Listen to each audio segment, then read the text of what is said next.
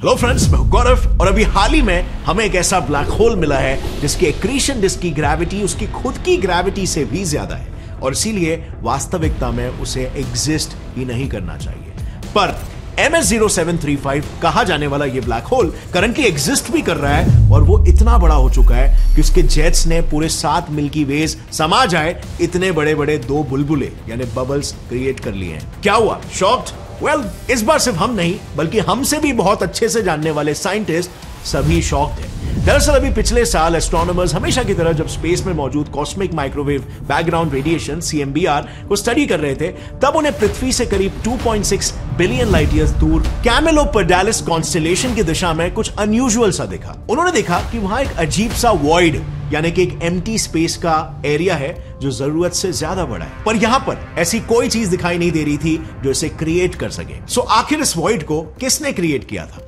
Well, यही सवाल astronomers को दिन रात खाने लगा और इसीलिए उन्होंने उस वॉइड को माइक्रोवेव के अलावा इलेक्ट्रोमैग्नेटिक स्पेक्ट्रम के अन्य वेवलेंथ्स पर भी ऑब्जर्व करना शुरू किया। एंड गेस व्हाट, उन्हें वहां पर क्या दिखा होगा? स्पेक्ट्रम के एक्सरे रीजन में उनके पास कुछ ऐसी तस्वीरें थी जो सरप्राइजिंगली हमारे मिल्की वे के Sagittarius A supermassive black hole से मेल खा रही थी। So what does this mean? क्या यह भी एक सुपरमैसिव ब्लैक होल तो नहीं? ये एक SMBH कैसे हो सकता है? एक SMBH तो usually high energetic gamma rays emit करता है, राइट?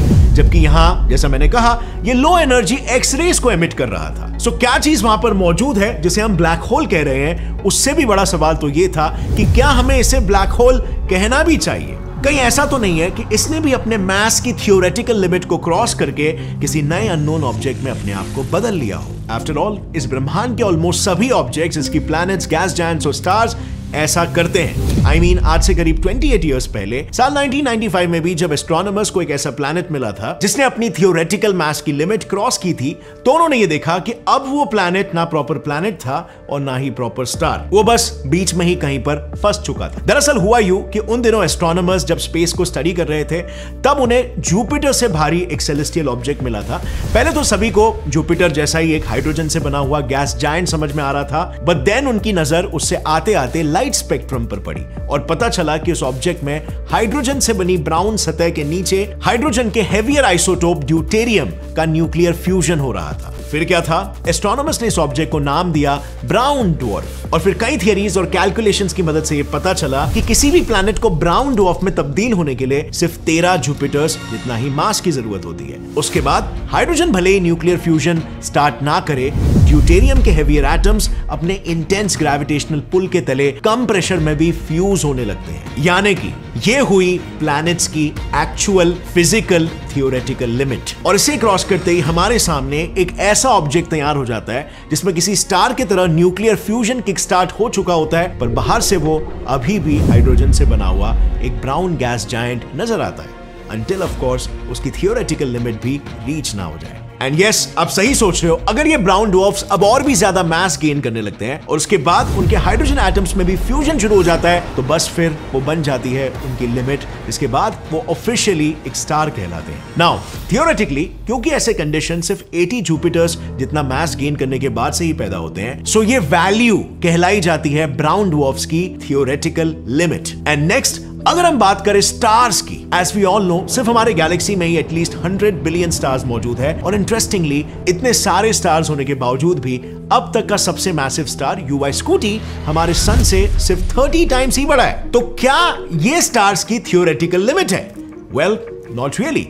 इस सवाल के जवाब के लिए ना, जब एस्ट्रोनॉमर्स ने कैलकुलेशंस किए कि कोई स्टार वास्तविकता में फिजिकल रियलिटी में कितना भारी हो सकता है, तब उन्हें मिला ये फिगर जो किसी स्टार की थियोरेटिकल लिमिट होती है। अगर ये लिमिट क्रॉस हुई तो उस स्टार का प्रेशर ग्रेविटी बैलेंस डिस्टर्ब होने से वो एक धमाकेदार एक्सप्लोजन के साथ फट जाता है और ऐसे में जो पीछे रह जाता है वो होता है उसका सिर्फ कोर, जिसे हम आमतौर पर एक व्हाइट ड्वार्फ कहते हैं। सो आगे जाकर एक व्हाइट ड्वार्फ की लिमिट क्रॉस होने पर क्या होता है? सो वेल, ये व्हाइट ड्वार्फ्स दरअसल इतने डेंस होते हैं कि इनका साइज अगर हमारी पूरी पृथ्वी जितना भी हो तब भी उनका मास एक पूरे सूरज जितना भारी हो सकता है और नतीजा इस डेंस एनवायरनमेंट और इंटेंस ग्रेविटी की वजह से उनके सरफेस पर इलेक्ट्रॉन्स का एक हॉट सूप बन जाता है। और ऐसे में क्योंकि वो इलेक्ट्रॉन्स अपने आपसी रिपल्शन या मोर अप्रोप्रिएटली इलेक्ट्रॉन डीजेनरेसी प्रेशर की मदद से व्हाइट ड्वार्फ्स की ग्रेविटी को बैलेंस आउट करते हैं, ये एडीपी उन्हें वायलेंटली कोलैप्स होने से रोक लेता है। पर आखिर कब तक? क्योंकि ऐसा देखा गया है कि जब इन व्हाइट ड्वार्फ्स का मास सन से 1.4 टाइम्स ज्यादा हो जाता है, उनकी ग्रेविटी को इलेक्ट्रॉन्स का रिपल्सिव फोर्स भी रोक नहीं पाता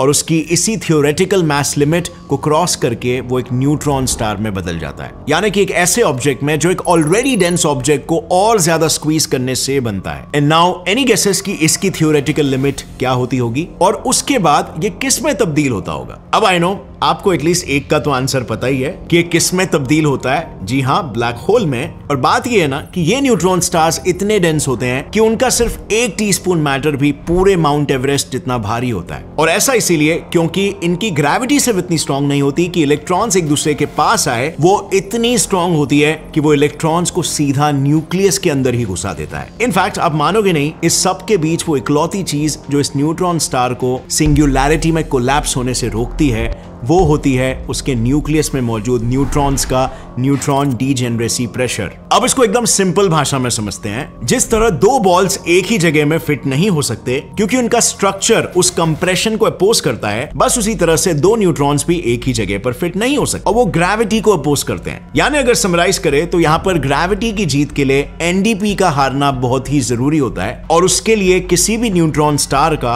एटलीस्ट 3 सूरज जितना भारी होना जरूरी हो जाता है ताकि उसकी ग्रेविटी इतनी स्ट्रांग हो सके। एक बार इस थियोरेटिकल लिमिट को न्यूट्रॉन स्टार ने रीच कर लिया तो बस फिर उसमें मौजूद न्यूट्रॉन्स भी उसके कोलैप्स को रोक नहीं पाएंगे और वो बन जाएगा एक ब्लैक होल। अब बात करते हैं सभी के फेवरेट ऑब्जेक्ट ब्लैक होल्स की। इसके आगे मास गेन करने पर और क्या ही रोक लग सकती है, राइट? पर अब जरा 1 मिनट रुको और सोचो, कोई भी न्यूट्रॉन स्टार ब्लैक होल बनने के बाद बस एक ही काम करता है, अपने एक्रीशन डिस्क की मदद से खुद का मास बढ़ाना। पर ऐसे में थियोरेटिकल कैलकुलेशंस कहते हैं कि जैसे जैसे ब्लैक होल्स का मास बढ़ता है वैसे वैसे उनकी एक्रीशन डिस्क का मास भी बढ़ता है और जब ब्लैक होल का मास सन से करीब 50 बिलियन टाइम ज्यादा हो जाता है तब उस पॉइंट पर उनकी एक्रीशन डिस्क उन ब्लैक होल्स जितनी ही भारी हो जाती है और नतीजा ब्लैक होल के साथ साथ वो भी अपने वजन के तले, अपनी ग्रेविटी के तले कोलैप्स हो जाता है और ब्लैक होल का फीडिंग मैकेनिज्म एकदम से ठप पड़ जाता है। In short 50 billion solar masses से ज्यादा massive black holes technically exist ही नहीं करने चाहिए और अगर वो कर रहे हैं तो वो बेसिकली एक एनोमली है, just like in the case of MS0735। And let me explain over here.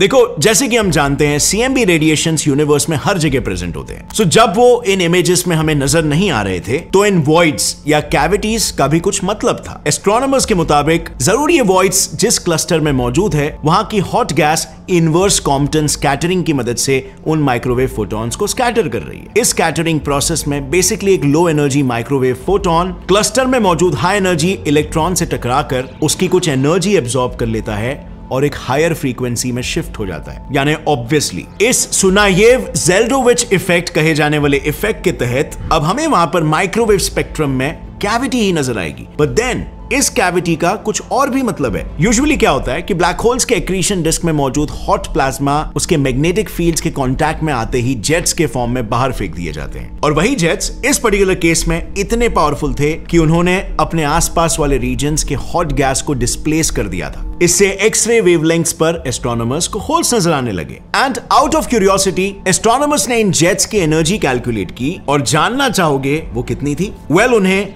ये वैल्यू मिला और इससे पूरे एस्ट्रोनॉमिकल कम्युनिटी में एक बैक कैलकुलेशन की होड़ शुरू हो गई। बेसिकली उन सबको अब ये जानना था कि इस ब्लैक होल ने इतने पावरफुल जेट्स एमिट करने के लिए कितना ज्यादा मास निकला होगा। एंड बिलीव मी, जवाब अनबिलीवेबल है। कैलकुलेशन से उन्हें यह पता चला कि black hole 600 million solar masses या simply 400 Sagittarius A black holes गटक चुका है और अब इसका टोटल मास है अराउंड 51.3 बिलियन सोलर मैसेस, यानी अपने थियोरेटिकल लिमिट से एटलीस्ट 1.3 बिलियन सोलर मैसेस ज्यादा। अब ऐसे में क्या हम इसे एक ब्लैक होल कह सकते हैं? वेल वो तो वक्त ही बताएगा, बट फिलहाल के लिए हमारी पृथ्वी के बगल में जो मॉन्स्टर ब्लैक होल मिला है ना, वो एस्ट्रोनॉमर्स के लिए एक बहुत ही बड़ा कंसर्न हो चुका है। अगर आपको जानना है कि वो ब्लैक होल पृथ्वी को नुकसान कैसे पहुंचा सकता है या पहुंचा भी सकता है कि नहीं, तो यहां पर इस वीडियो पर क्लिक करके आप उस डिटेल्ड एक्सप्लेनेशन को देख सकते हो। बहुत ही इंटरेस्टिंग वीडियो है। इसी के साथ अगर इस वीडियो से आपको कुछ भी नया सीखने मिला, एक लाइक जरूर ठोकना। Get set fly science channel को अभी सब्सक्राइब करके बेल नोटिफिकेशन ऑन कर लो, ताकि आगे आने वाली ऐसे ही नॉलेजेबल वीडियोस आप कभी भी मिस ना करो। As always friends, stay curious, keep learning and keep growing. जय हिंद।